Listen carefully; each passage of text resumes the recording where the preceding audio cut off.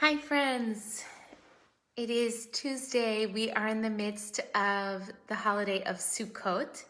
It is currently Chol HaMoed Sukkot, so those intermediary days during this beautiful holiday. We've had extraordinary weather here in Raleigh, and it's just been such a joy to get outside and reconnect to our bodies, our earthiness, to our planet, to our fragility, all the beautiful themes that Sukkot evokes.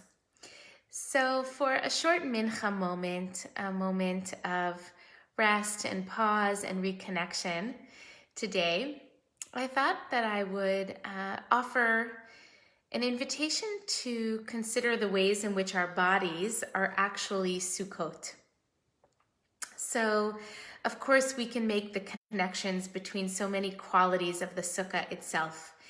It's both its strength in that it can withstand, the winds, but also in its fragility, that it is not a permanent structure by any stretch of the imagination.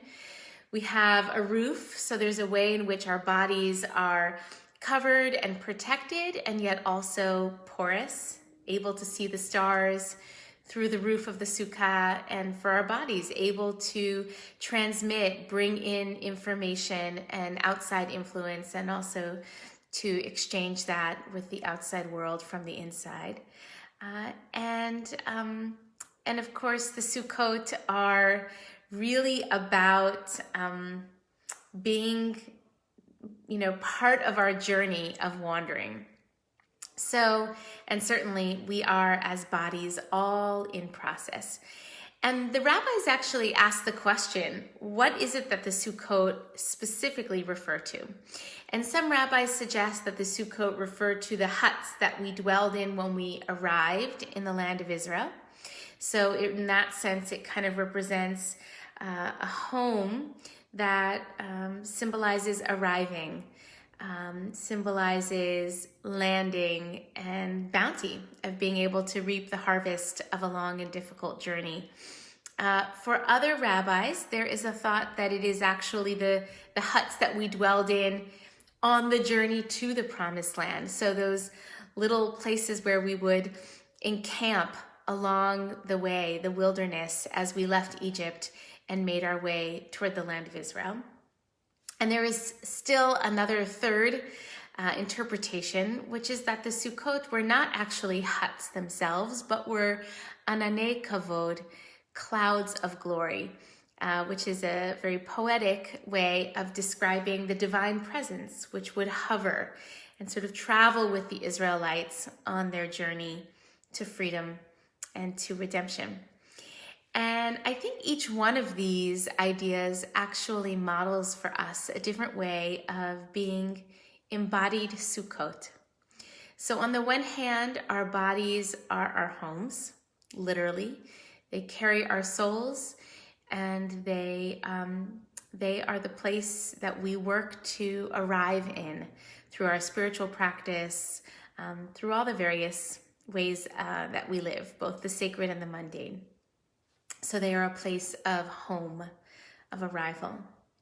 They are also sort of the temporary dwelling in process on the journey to arriving.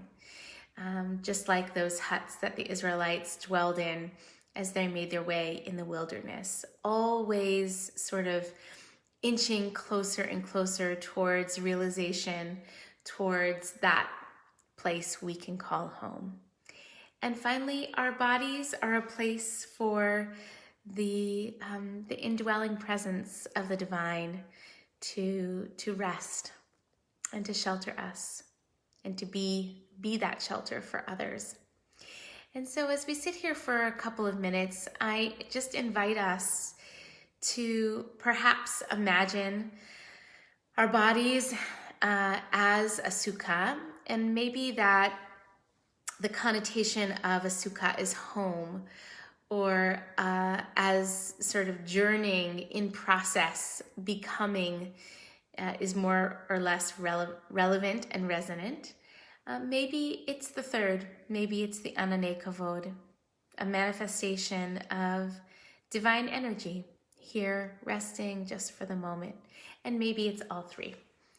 You don't have to pick just one. I think the truth of my existence rests in all three of those images. So we'll take a couple moments here just to breathe together, to be a collection of Sukkot in the wilderness, Sukkot that have landed in their promised land, and Sukkot that are clouds of glory, wandering throughout the world, wherever we find ourselves. I invite you to find a good seat, to take a couple of deep breaths, to plant your Sukkot, your Sukkah, in your seat.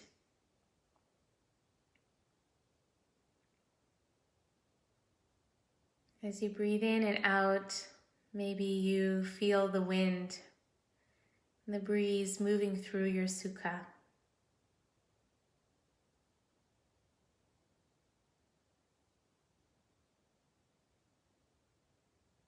As you settle, perhaps you sense the awe that comes when you look up through the roof of the Sukkah and notice the sun, the moon, and the stars.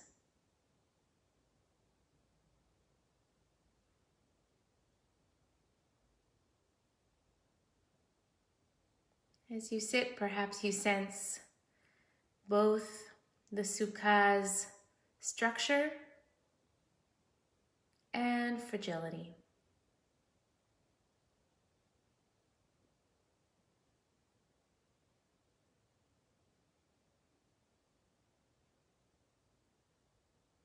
And I invite us to take in a couple of breaths,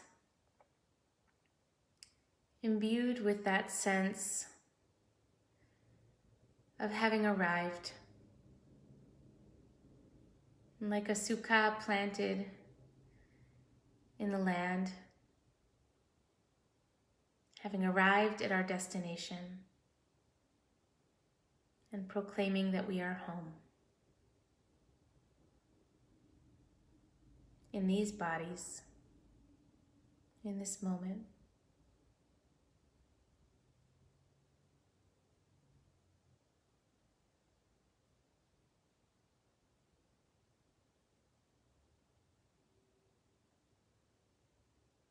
I also invite us to consider,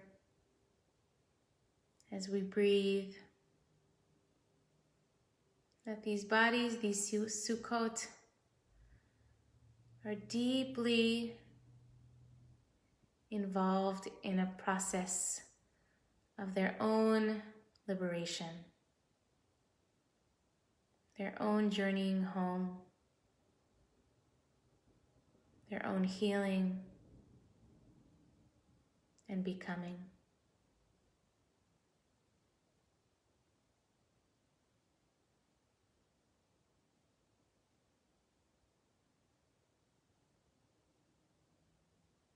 And we also invite in the sense that our bodies, these Sukkot, are nothing more and nothing less than Anane Kavod, clouds of glory, divine matter, just resting here for the moment.